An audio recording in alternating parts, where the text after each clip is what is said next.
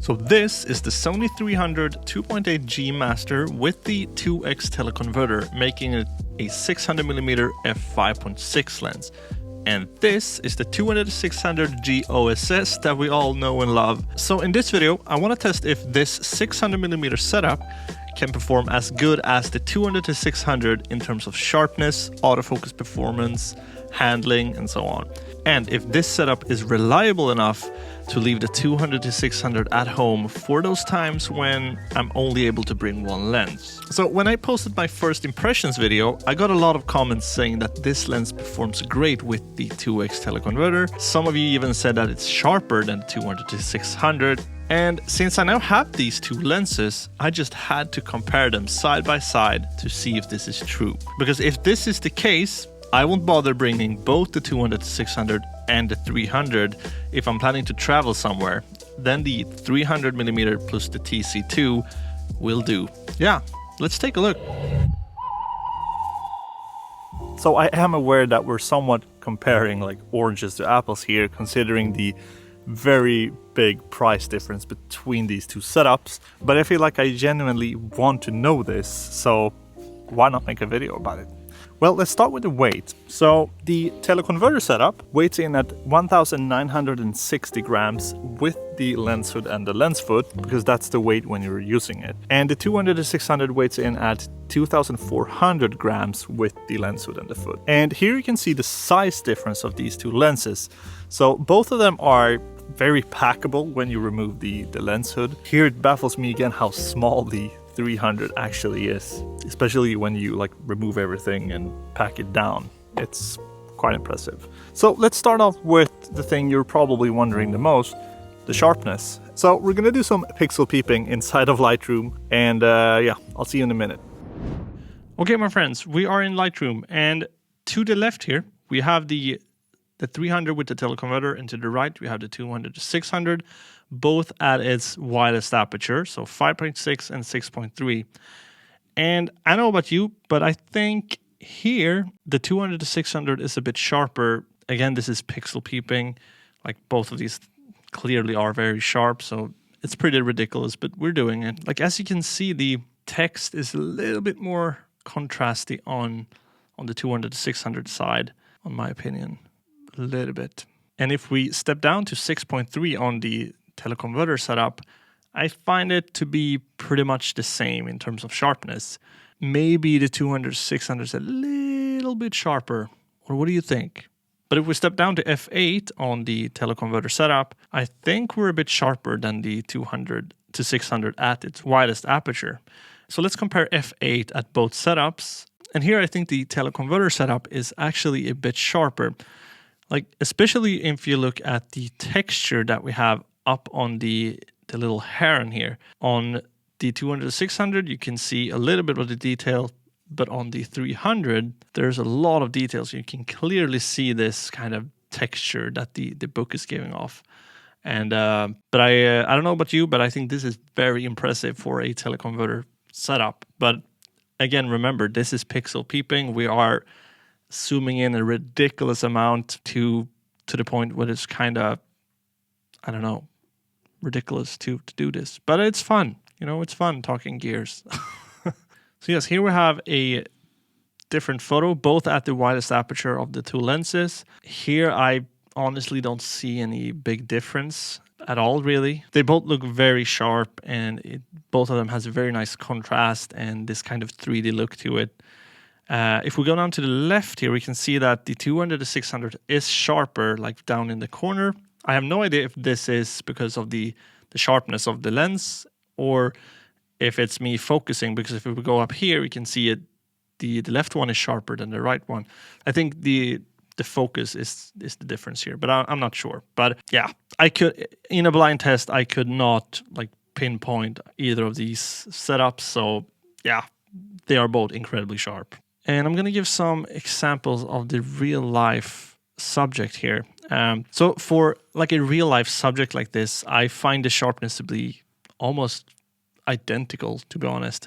It's very hard comparing it like this because like the subjects are moving. Like the lighting conditions vary from like a second to a second, and it's very hard to compare like this. But I managed to get this nuthatch to perch on the same branch with the both lenses. And for like, again, for a real life subject like this, both lenses perform phenomenally good.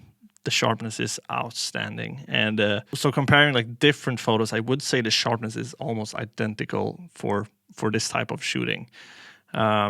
Sure, on the left side here you can see more details in the feathers, but I think it's not really fair because he's having the sun on his face. And yeah, I've gotten similar results with the 200 to 600 many times where I can see like clearly see the feathers and so on. So I think it's honestly not really fair comparing it this way. So I'd say the sharpness is pretty identical, which is incredibly impressive for a teleconverter setup, because usually teleconverters degrade the sharpness a whole lot. So something that I really like about the teleconverter setup is the bokeh quality.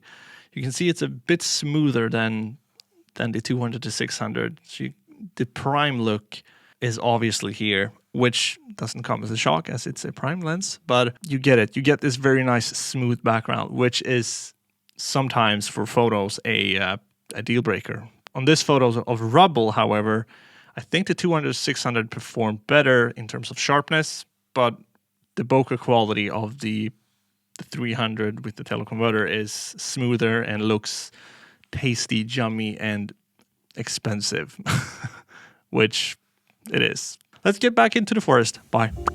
So another important thing to compare is the autofocus performance of the lenses. So in my like real world experience so far with this setup, I find autofocus to be impressively fast, especially considering it's part of a teleconverter setup. However, I noticed that the 200 to 600 tends to have a bit more accurate autofocus when taking photos. So I recently went on a little red deer trip, which was a lot of fun, and I decided to bring the teleconverter setup with me.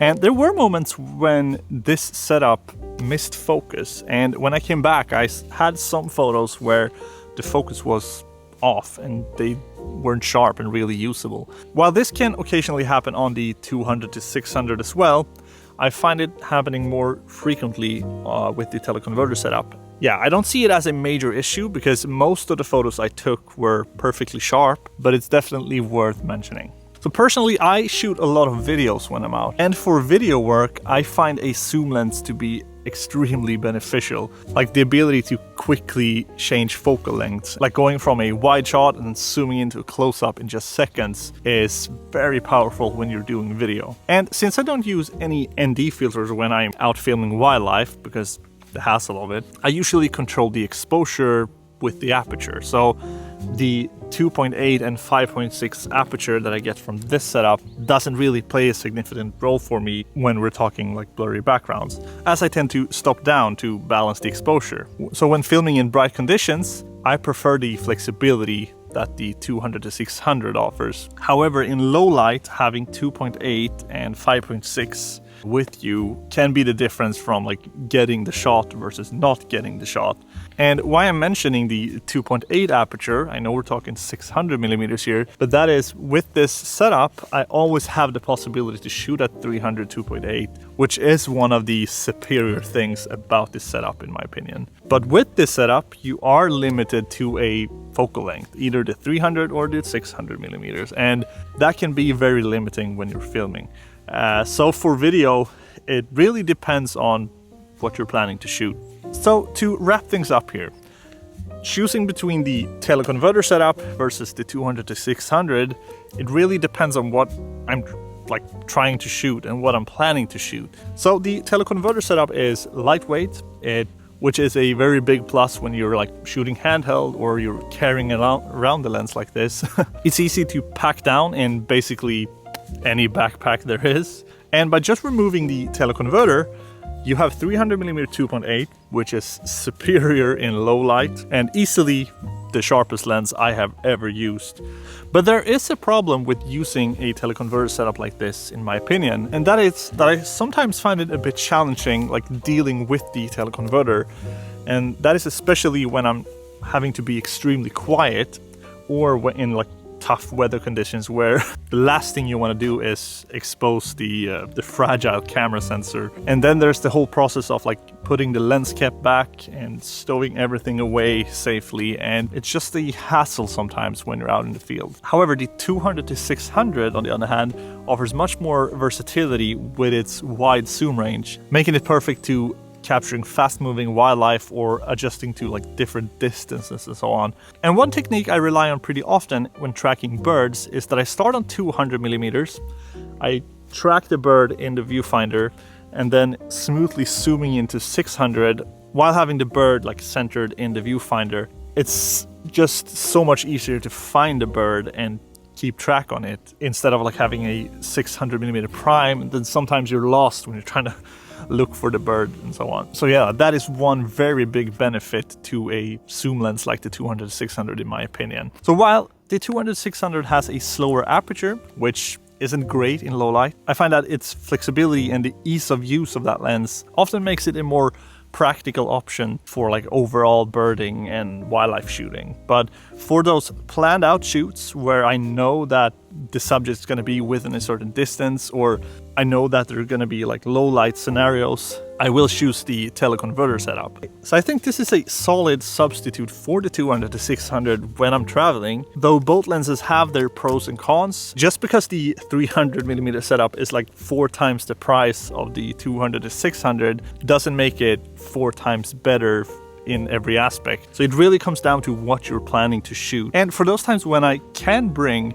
both lenses, I have, in my opinion, the best combo possible for my type of shooting.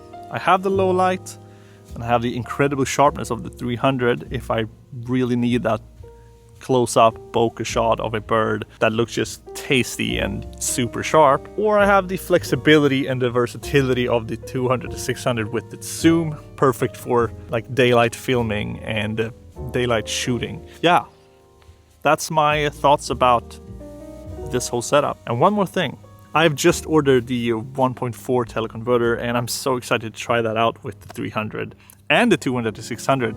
Maybe you want a video about that? If you do, please let me know in the comments. Bye.